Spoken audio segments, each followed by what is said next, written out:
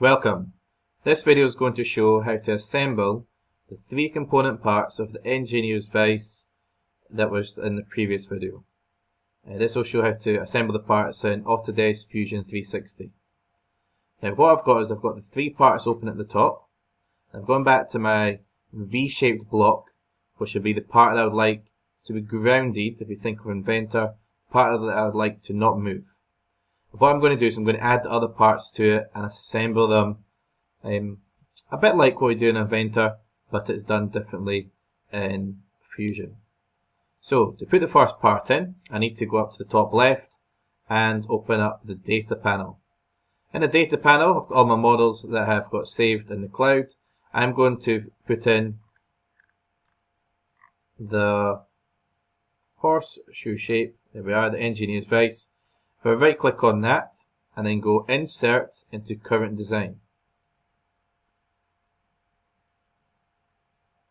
Now when it comes in, I can move that position. I'm just going to take that center point in there and position it.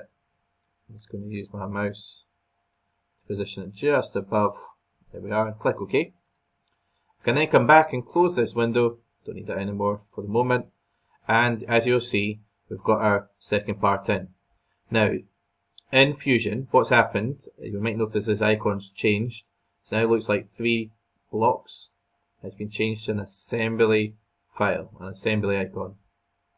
So this is my first part, which is the V-shaped block. This V-shaped block now we can't move. If we try and click and move it, it won't move. It's been grounded. And we've got our first part here which comes in. Now this is a component. This component I can move around and position anywhere I want just now. What we want to do is we want to actually now go and join this to this part here. Now it's different in Fusion to Inventor. If you're working at home in Fusion, just remember that they are different. So what we're going to do to join them together, I'm going to come up to the top and I'm going to click on this icon here. It's called the joint icon. I'm just going to click on capture position so it goes from where this is just now. Close that.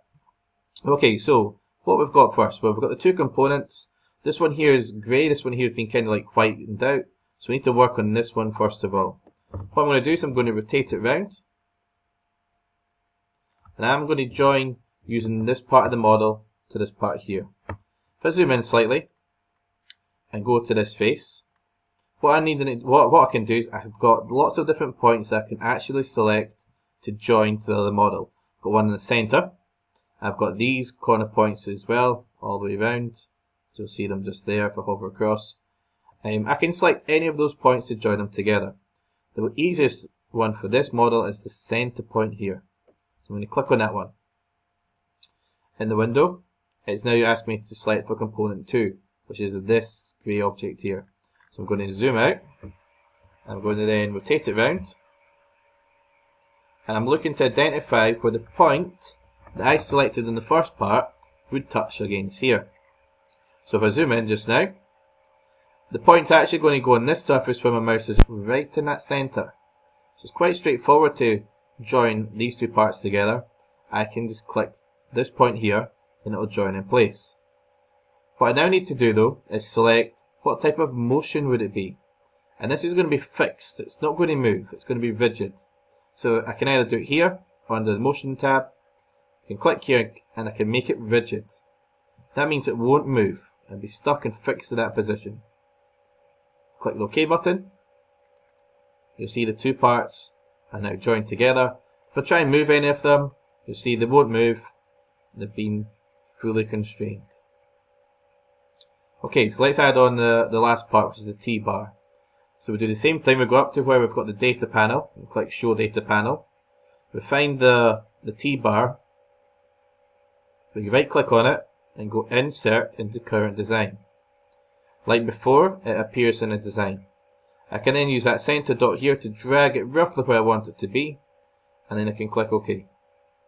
Again, I can close the data panel. Just going to bring it back in. If you look in the model tree on the left hand side, you'll see that we've got the T-bar here. Just like the engineer's vise, it's been added in. Like the engineer's, or the horseshoe shaped part there, I can still move this about. Okay, it's not being constrained yet, so I need to join this. To join, I'm going to click on the join button at the top. It's going to click capture position, so it goes from where the T-bar position is. Okay, so I want to join them together. What I'm looking to do on component 1, which is this one here, is I wanted to select the bits I want to join. So I'm looking to select some points. And on a cylinder shape here, I've got one in the centre, a point at the top, and a point at the bottom. I'm just going to use the centre one here at the moment.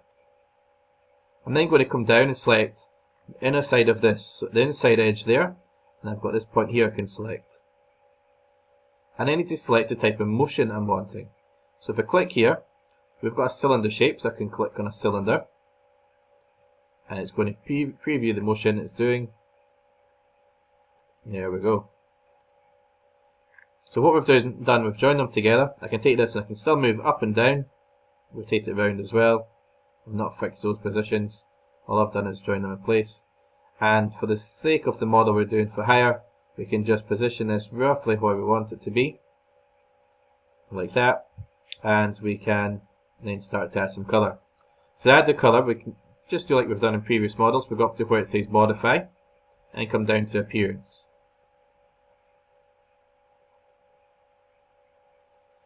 Now I've already put some materials in this. Just so you know, all you do is you click on where it's the library search, type in the material you want. Maybe I'm looking for a green sort of look to it. And then under the Fusion 360 appearance library, I can select any of the greens I like, and all I need to do is just click on it and drag it into this palette just here. So I'm going to add these colours on. So I'm going to add brass as the handle. I know the materials won't matter in the stages, I'm just looking for the colour. Let's make the horseshoe shape a blue, so I'm just going to click and drag and drop it on top of it. And let's make the base part red, so I'm going to click and drag and drop that on top there to make the colour. I can then click close.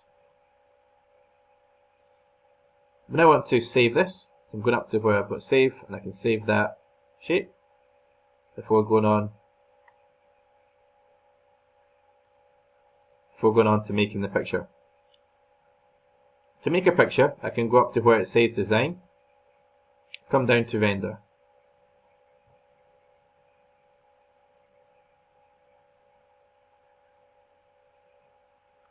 Now we've already, if you look at the top here, applied an appearance. I'm not going to bother with any of these at the moment, because this is just a quick model that we're doing at home.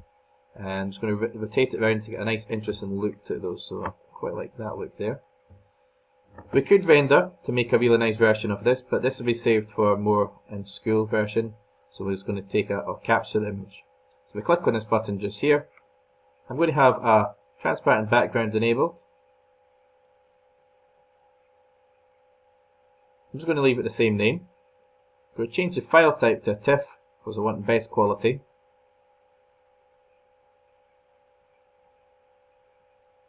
Try that again. There we are. And I'm going to have this option down here. I want to save it to my computer and save it onto the desktop.